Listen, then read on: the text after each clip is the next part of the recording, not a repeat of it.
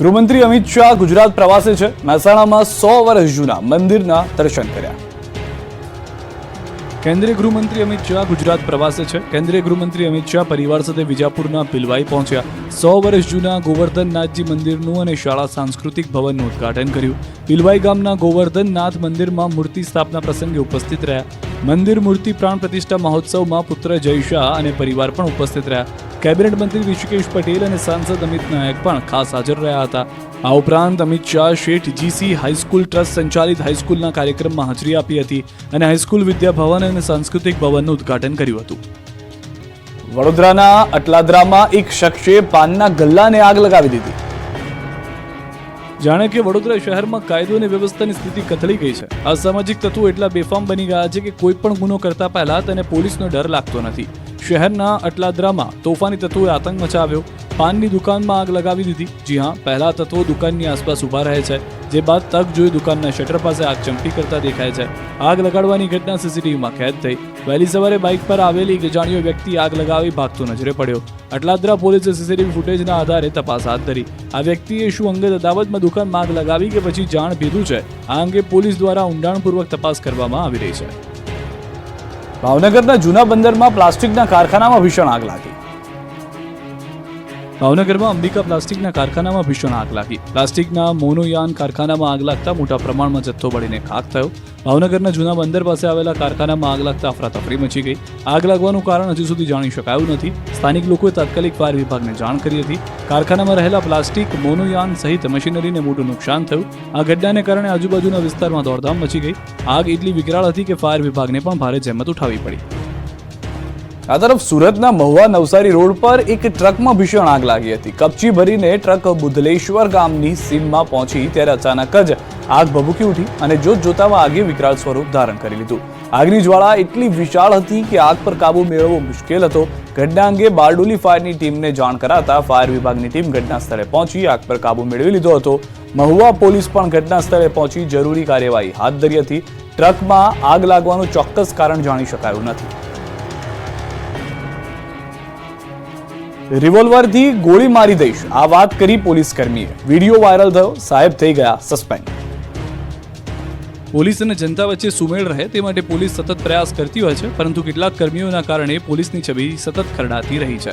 અમદાવાદ શહેરમાં પોલીસની દાદાગીરીનો video viral થયો. નરોડા વિસ્તારમાં હંસપુરા ચોકી પાસે એક લક્ઝરી બસને રોકી પોલીસ દંડ લઈ રહી હતી.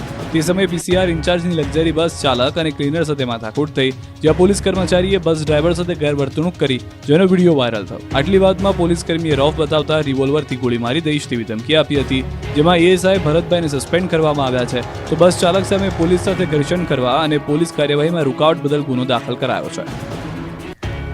અમદાવાદના બોડકદેવમાં કાર પાર્ક કરવા મામલે થઈ ગયું ધીંગાણું.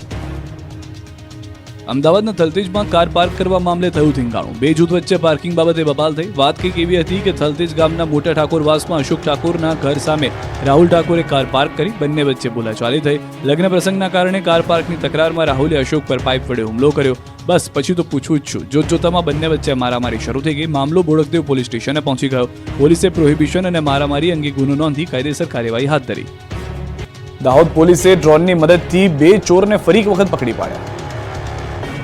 ટેકનોલોજીએ પોલીસને બનાવી દીધી છે હાઈટેક અને સ્માર્ટ. દાહોદની પોલીસ આ ટેકનોલોજીમાંથી મોટા ગુના સરળતાથી ઉકલી રહી છે. છત્તીસગઢથી ડમ્પરની ચોરી કરી 2 રીઢા ગુનેગાર દાહોદ આવી ગયા. પોલીસે હોટલ નજીક એક કારમાં શંકાસ્પદ ઇસમની ગતિવિધિ જોઈ અને પીછો કરવાનું શરૂ કર્યું. પોલીસને જોઈ ચોર એક ખેતરમાં છુપાઈ ગયા. ઊંચા ઘાસમાં છુપાઈ જવાને કારણે પોલીસ પણ ચિંતામાં હતી. તે સમયે ડ્રોન કેમેરાની મદદથી દાહોદ પોલીસે 2 ચોર દબોચી લીધા. ખેતરોમાં ભાગતા ચોર ડ્રોનની મદદથી કાયદાના હાથમાં આવી ગયા. હરિયાણાના 2 ઇસમો સહિત ડમ્પર પોલીસે કબજે કર્યું. પ્રશંસનીય કામગીરી બદલ રાજ્યના પોલીસ વડાએ ટ્વીટ કરી દાહોદ પોલીસને અભિનંદન પાઠવ્યા. વધુ એક વખત દાહોદ પોલીસે ડ્રોનની મદદથી ગુનો ઉકેલ્યો છે.